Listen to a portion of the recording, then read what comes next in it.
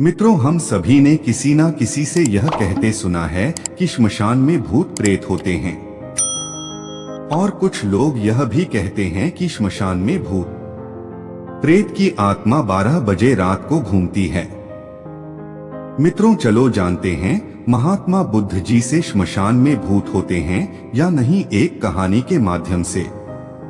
जो भी व्यक्ति गौतम बुद्ध का शिष्य बनकर बुद्ध के साथ रहना चाहता है और बुद्ध की शरण में आना चाहता है, तो बुद्ध जी कुछ लोगों को बुद्ध बिना परीक्षा लिए ही स्वीकार कर लेते थे और आश्रम में रहने की अनुमति दे देते हैं। पर कुछ व्यक्तियों को वो कह देते कि जाओ, पहले एक दिन और एक रात शमशान में गुजार कर आओ।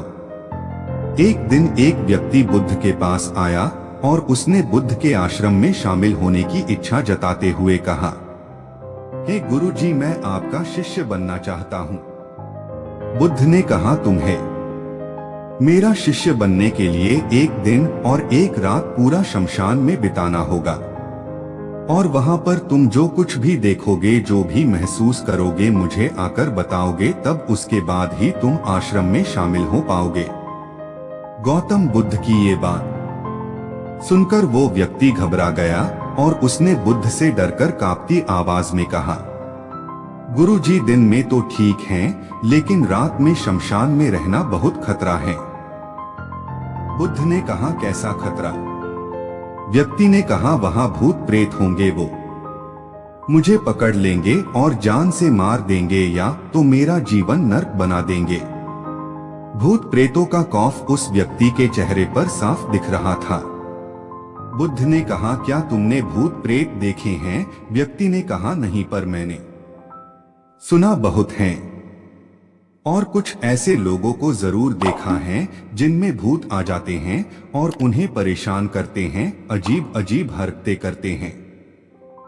इस पर बुद्ध ने कहा, फिर तो अब तुम्हारे पास ये अच्छा मौका है ये जानने के लिए कि क्या सच में भूत प्रेत होते हैं या नहीं। तुम एक रात शमशान में व्यतीत करो, वहां पर तुम्हें कुछ ऐसा लगे कि वो भूत हैं, तो देखना कि वो कैसा दिखता है। और यदि ऐसा कुछ ना हुआ तो तुम यह जान पाओगे कि भूत प्रेत जैसी कोई चीज नहीं होती है। इस तरह पूरी रात तुम जो भी अनुभव कर पाओ, वो सब कुछ सुबह मुझे आकर बताना। बुद्ध की बातों को सुनकर वो व्यक्ति तैयार हो जाता है। व्यक्ति बोला, ठीक है गुरु जी, मैं एक पूरा दिन और रात शमशान में गुजारूंगा। बुद्ध ने कहा, ठीक है, अभी तुम स्नान कर लो और आश्रम में जाकर भोजन करके आराम करो और कल सुबह की पहली किरण के साथ ही शमशान पहुंच जाना। व्यक्ति को आश्रम में जाने के बाद बुद्ध ने अपने 4 शिष्यों से कहा कि वह व्यक्ति कल शमशान जाएगा, तुम सब उसके पीछे जाना और उस पर नजर रखना, पर ध्यान रहे उसे थोड़ा भी ना लगे कि कोई उस पर नजर रख रहा है।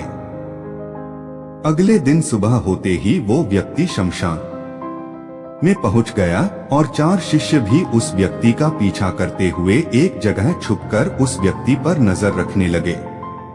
जब तक दिन था तब तक वो व्यक्ति शमशान में इधर उधर घूमता रहा, उसे काश वैसा कुछ भी अनुभव नहीं हुआ।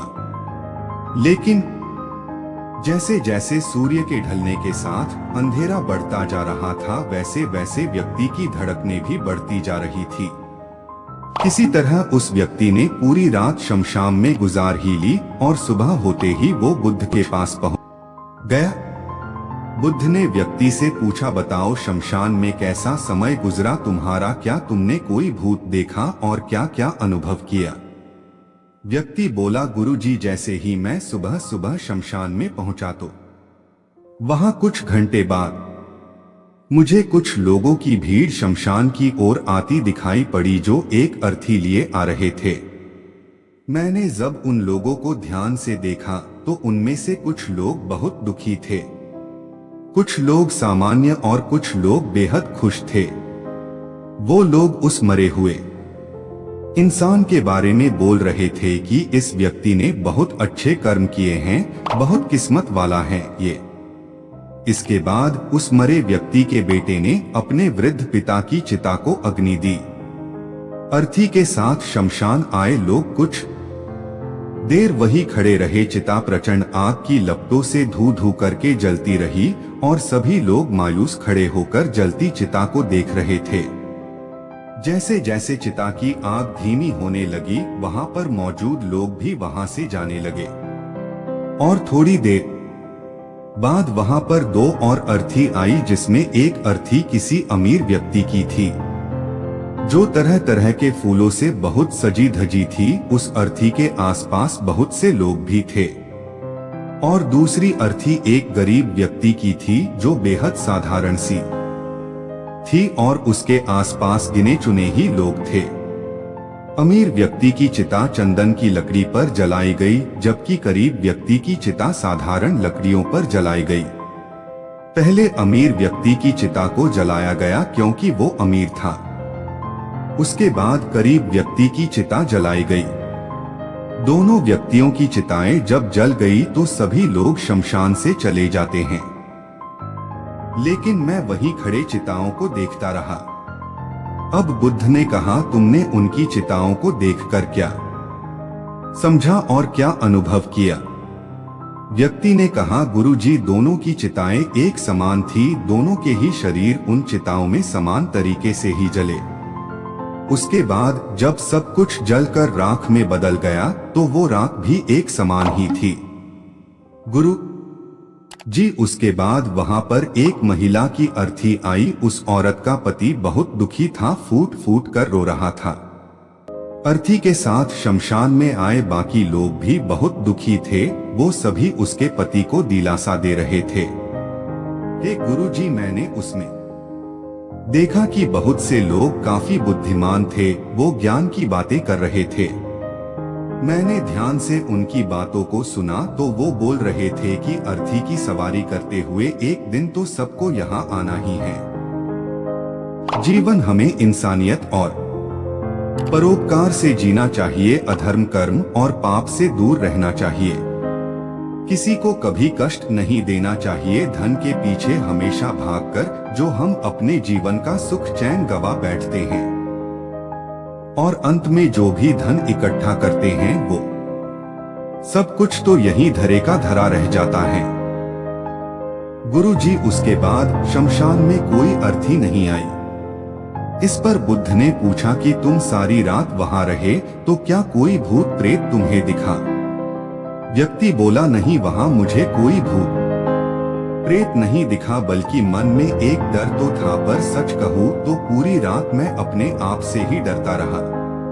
कभी हवाओं से हिलने वाले पत्तों की आवाजों से डरता रहा तो कभी वहां आसपास मौजूद जीव जंतुओं की आवाजों से डरता रहा। सारी रात दहशत में रहा, लेकिन पूरी रात में मुझे कोई भूत प्रेत नजर नहीं आया। बुद्ध ने उस व्यक्ति से कहा, ठीक है, अब तुम जाओ और आश्रम में आराम करो। कल फिर तुम्हें पूरा एक दिन और रात शमशान में बिताना होगा।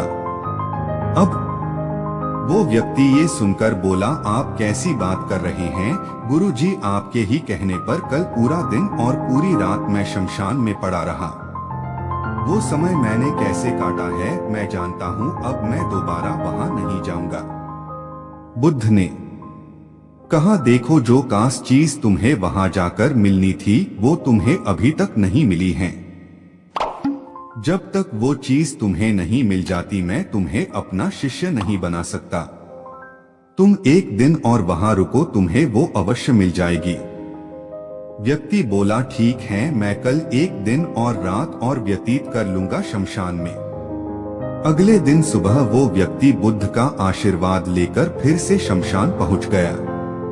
एक पूरा दिन और रात बिताकर वो व्यक्ति अगली सुबह फिर बुद्ध के पास पहुंचा, लेकिन इस बार उस व्यक्ति के चेहरे पर एक अलग ही तेज था, एक अलग ही खुशी झलक रही थी, मानो उसे वो मिल गया हो। लेकिन बुद्ध उसके मुंह से सुनना चाहते थे, इसलिए बुद्ध ने एक ही सवाल पूछा कि क्या तुम्हें वो चीज मिली? व्यक्ति बोला, हाँ गुरुजी, मुझे वो मिल गई। बुद्ध ने पूछा कि बताओ तुम्हें वहां क्या मिला? व्यक्ति ने कहा, गुरुजी, मैंने जीवन का अर्थ समझ लिया है। मैंने वहां देखा कि कुछ लोग शाम को मुझे अर्थी पर लेकर आ रहे हैं। मुझे 4 लोगों ने अपने कंधों पर उठा रखा है और मेरे पीछे कुछ 20-25 लोग रोते बिलखते चल रहे हैं। मेरे पिता अर्थी के आगे आगे चल रहे हैं और कुछ लोग राम नाम सत्य बोलते हुए मेरे ऊपर फूल फेंक रहे हैं। मेरे सभी रिश्तेदार बहुत दुखी थे। भीड़ में मौजूद कुछ लोग तो सिर्फ दुखी होने का नाटक कर रहे हैं, कुछ लोग मेरे पिता को दिलासा दे रहे हैं। तभी कुछ देर बाद मेरी अर्थी को जमीन पर रख दिया गया और मेरे शरीर को उठाकर चिता पर लिटा दिया गया। मैं ये सब दृश्य अर्थी पर लेटे हुए देख रहा था। मैंने उस अर्थी से उठना चाहा पर उठ नहीं सका। मैं सांस लेना चाहता था पर सांस नहीं ले पा रहा था। मैं पूरी तरह से असमर्थ और विकलांग की तरह था क्योंकि मेरे अंदर सांस नहीं थी। मैं अपने पिता को गले लगाना चाहता था लेकिन मैं उठ नहीं सकता था। मैं अपने भाई को गले लगाकर ये कहना चाहता था कि तुम अपना और माता पिता का ध्यान रखना। घर व परिवार की जिम्मेदारी अब तुम्हारे ऊपर है। इसे बखूबी निभाना, इससे मेरी आत्मा को शांति मिलेगी। कुछ समय बाद मेरा मुंह कपड़े से ढक दिया गया और शरीर के ऊपर कई लकड़ियां रख दी गई। मुझे अब कुछ भी दिखाई नहीं दे रहा था। फिर उसके बाद मुझे अत्यंत गर्मी महसूस हुई। मुझे एहसास हुआ कि मुझे अब जलाया जा रहा है। धीरे धीरे लकड़ियों के साथ साथ मेरा पूरा शरीर जलने लगा। मेरा दम घुट रहा था। मैं उठना चाहता था। आखिर आग ने प्रचंड रूप ले लिया और धीरे धीरे मैं भी उस अग्नि में पूरी तरह खो गया। पूरी रात मैं खुद को ऐसा ही जलता देखता रहा। मैंने देखा कि अंतिम रूप में मैं एक राख बन चुका हूँ। उस पूरी रात ना तो मैं डरा ना ही मुझे डर का एहसास हुआ। जब आंखें खुली तो एक तीव्र रोशनी मेरे आंखों पर पड़ी। मैंने देखा कि ये तो मैं हूँ, वो भी शरीर के साथ। मुझे बहुत खुशी का अनुभव हुआ। उसके बाद मेरे मन से ना जाने कितने ही भ्रम समाप्त हो गए और मैं आपके पास आ गया। बुद्ध मुस्कुराए और बोले कि तुम अब आश्रम में शामिल हो सकते हो क्योंकि तुमने अब ज्ञान रूपी उस बीज को प्राप्त कर लिया है जिसमें शरीर को भूलकर स्वयं को जानने की इच्छा होती है। इसी ज्ञान की प्राप्ति के लिए मैंने तुम्हें शमशान भेजा था, जहां अंततः तुमने ये जाना कि शरीर नश्वर है, नेत्रों से दिखने वाली हर चीज नश्वर है। शमशान आने वाला हर व्यक्ति भी यह समझ रहा होता है, पर शमशान से वापस जाते ही वो सब भूलकर पुनः उन्हीं गलत कार्यों में लग जाता है, जैसे झूठ बोलना, लूट धसोट, अधर्म, लालच, लालसा, बुराई, क्रोध, अशब्द, अहंकार, ईर्ष्या, नाना प्रकार बुरी भावनाओं से बुरे कर्मों को अंजाम देते हैं। किंतु अब तुम्हारे अंदर ज्ञान का वो बीज जम चुका है जिसमें हम जीवन को तब तक नहीं समझ सकते जब तक मृत्यु को निकट से देखा व समझा ना जाए। अच्छे स्वास्थ्य की कीमत वही समझ सकता है जो अत्यंत बीमार हो या जो बहुत लंबे समय से गंभीर बीमारियों से जूझ रहा हो। ठीक उसी तरह जीवन का महत्व वही समझ सकता है जो मृत्यु से रूबरू हुआ हो या जो मृत्यु को समझ चुका हो, एहसास कर चुका हो। अब तुम्हें इसी बीज को लक्ष्य बनाकर ध्यान की मदद से स्वयं को और ज्यादा जानना है और ज्ञान की उस सीमा पर पहुंचना है जिसे जानने के बाद कुछ भी शेष नहीं रह जाता है। कोई इच्छा, कोई लालसा शेष नहीं रह जाती। मन हर विचारों से मुक्त हो जाता है, सब शून्य में समाहित हो जाता है। मन में जिज्ञासा का कौतूहल शांत होकर ज्ञान रूपी शांति में बदल जाता है। यहीं से परम शांति, सुख, सुकून का आनंद एवं अनुभव प्राप्त होना आरंभ होता है। तो दोस्तों, अगर आप भी भूत प्रेत आत्मा देखी है तो कमेंट करके जरूर बताएं।